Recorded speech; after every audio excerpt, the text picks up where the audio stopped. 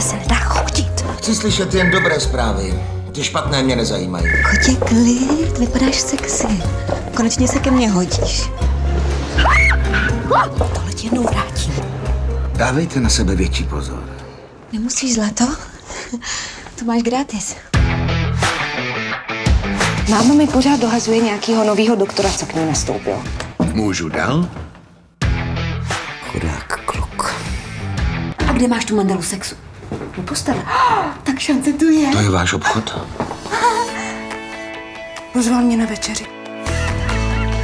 Do Itálie. Zastavilo se mi srdce. Ještě stále bezdětná nebo už matka? Řeknu mu to. Lindo, já vím, že tady asi právě to, ale tohle nepočká. Zdravím. Co tak třeba, jestli bychom se někdy, ale ne teď, protože...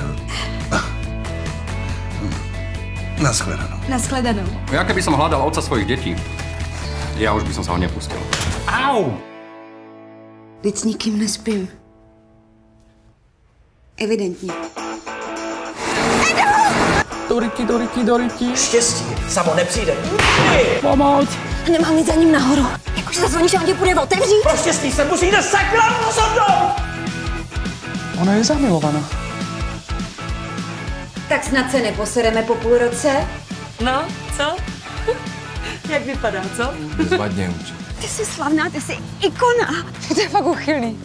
Ta sestra píše o tom, jak s tou druhou šukají, kudy chodí a ty ještě obhajuješ. Aspoň někdo v naší rodině šuká, že? Co ale dár? Zkouší. O víkendu? Dej mi to dolů. Dokud to budeš mít na ruce, budeš moje. Loďka papírová v proudu